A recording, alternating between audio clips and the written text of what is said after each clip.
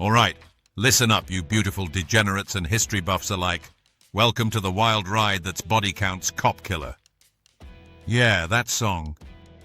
The one that drops like a brick through a squad car window, screaming rebellion in your face while the establishment loses its collective mind. Even if you've never blasted it at full volume, you've felt its echo. It's the anthem that turned a rap metal hybrid into a cultural grenade. Picture this. It's 1992, the air thick with tension, police brutality boiling over, and out comes this track that's equal parts rage, revenge fantasy, and rock and roll heresy. But hold on. Before we unleash the chaos, ask yourself, what if one song could make the President of the United States personally call for your head? Spoiler, it did. Stick around, because this story's got more twists than a cop's nightstick in a pretzel factory. Let's rewind to the spark, the moment this beast was born. Enter Ice-T, the original gangster rapper who's already conquered the streets with rhymes sharper than a switchblade. But Ice ain't content with just hip-hop. Nah, he's got a metal itch to scratch. Picture him in his LA lair, surrounded by amps, graffiti-covered walls, and probably a few empty 40s. It's late 91, and he's channeling his inner headbanger, forming Body Count, a band that's basically Ice-T frontinger crew of thrash-loving misfits like Ernie C on guitar, who shreds like he's avenging a personal grudge against strings.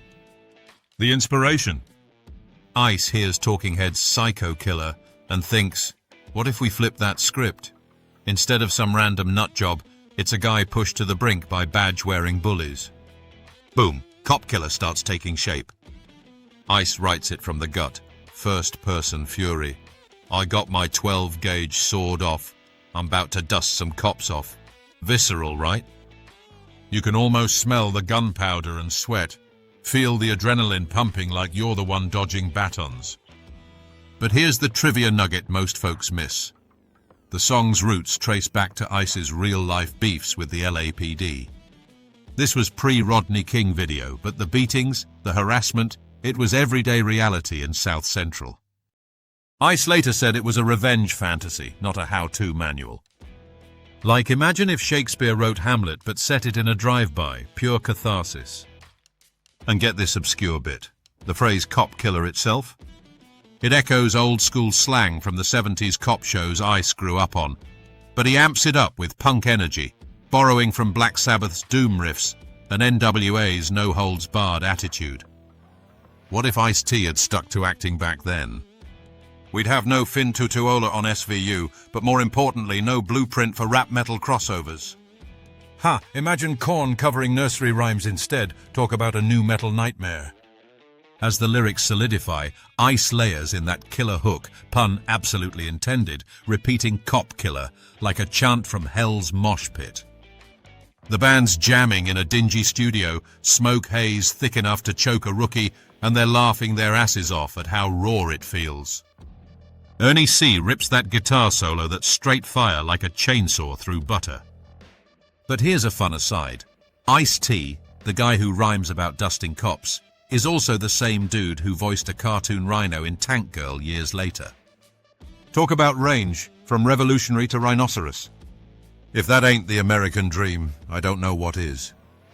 Anyway, the song's done, and it's slotted as the closer on their debut album. Cliffhanger alert. Little did they know, this track was about to ignite a firestorm hotter than the LA riots themselves. But first, let's talk release day drama. Fast forward to March 1992. Body Count's self-titled album drops via Sire Records, a Warner Brothers subsidiary. The cover? A dude in a body bag, subtle as a sledgehammer. Inside, tracks like There Goes the Neighborhood roast suburban fears, but Cop Killer lurks at the end like a hidden boss level. Initial buzz is solid. Metalheads dig the crossover. Rap fans love Ice's edge. But shenanigans ensue almost immediately. Radio stations? Nope, too hot to handle. MTV? They play the video for There Goes the Neighborhood, but Cop Killer gets sidelined faster than a bad blind date. Trivia time. The album's dedication reads, This album is dedicated to all the brothers and sisters who have been brutalized by the police. Prophetic, huh? And here's an origin story for a major phrase, "fuck the police," which Ice echoes from NWA, but twists it into a full-on execution fantasy. Ripple effect? It plants seeds for future anthems, from Rage Against the Machine's Killing in the Name to modern trap tracks calling out systemic rot. But the real circus kicks off post-release. April 92, Rodney King verdict drops. LA erupts in riots, cars flipping, buildings torching, the whole apocalyptic shebang. Suddenly, Cop Killer isn't just a song, it's a soundtrack to the inferno. Cops' unions flip out, boycotting Time Warner products. Imagine patrol cars refusing Warner movies. No more Bugs Bunny for the boys in blue. What if they picketed with signs saying, "What's up, Doc? Not this track." Sales actually spike from the controversy, but the heat builds. By June, politicians pile on. Vice President Dan Quayle calls it obscene. President Bush Sr. condemns it, and even Bill Clinton jumps in, saying it's got no place in our society. Ice-T's like, "Yo, I'm just the messenger," but the pressure's on. Obscure trivia. Oliver North, that Iran-Contra guy, joins the fray, labeling it hate speech. And Charlton Heston, Mr. NRA himself, storms a Time Warner shareholder meeting, dramatically reading the lyrics aloud like he's Moses parting the Red Sea of decency. "Die, pig, die," he booms. The room? Stunned silence, then outrage. What if Heston had rapped it instead? "From my cold, dead hands comes this mic drop." Pure absurdity. As the summer boils, death threats roll in. Ice gets them, the band gets them, even Warner execs. Police groups threaten to pull security from concerts. Ice-T tours anyway, flipping off the haters, but behind the scenes it's tense. Shareholder revolt looms, Time Warner's stock dips. Finally, in July 92, Ice-T pulls the plug himself, not because he's backing down, but to protect the label's employees from the backlash. The album gets reissued without Cop Killer, replaced by Freedom of Speech, a Jimi Hendrix sampling rant against censorship. Satirical swipe. Imagine if every controversial song got yanked. We'd have libraries full of blank CDs and history books with more redactions than a CIA file. But here's the mini cliffhanger. Did pulling it kill the song's vibe, or did it make it immortal? Spoiler, the latter big time. Now, let's climb to mythic status, the controversies that turned Cop Killer from album cut to cultural lightning rod. This track didn't just spark debate, it ignited a national bonfire on free speech versus responsibility. Media frenzy. Time magazine calls it incendiary. Newsweek dubs Ice-T public enemy #1. Police organizations like the Combined Law Enforcement Associations of Texas rally 15,000 signatures for a boycott. Ripple effects? It amps up the parental advisory sticker wars, though those started with Tipper Gore's PMRC in the 80s. Cop Killer pours gasoline on the fire. Suddenly, every rapper's under the microscope, paving the way for congressional hearings on gangster rap. But here's the funny what if. Suppose Ice-T had written Crop Killer instead, about a farmer's vendetta against weeds. Would Quayle still rage? Obscene. Think of the vegetables.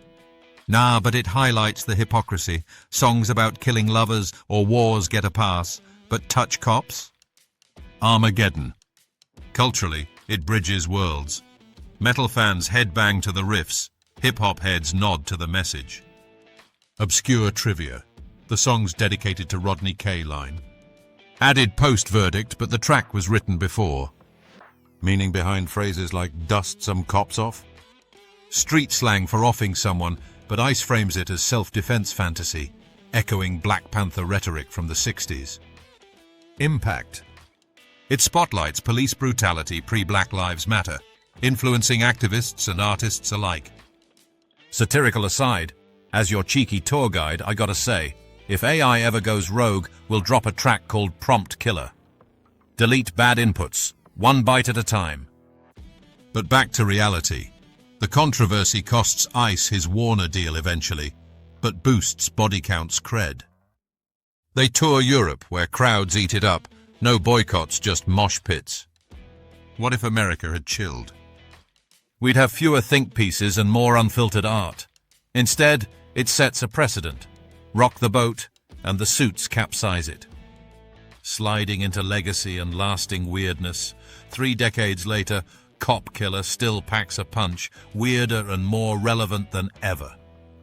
Legacy-wise, it's the godfather of new metal and rap rock. Without it, no Limp Bizkit raging against machines, no Kid Rock. Well, maybe that's a win. But seriously, it ripples into pop culture, referenced in South Park episodes mocking censorship, sampled in underground tracks, even name-dropped in Supreme Court free speech cases. Obscure trivia. Ice-T donated proceeds from the reissue to charity for police brutality victims. Talk about turning hate into help. And the phrase cop killer enters the lexicon, from bullet types, cop killer bullets banned in '94 partly due to similar panics, to movie tropes.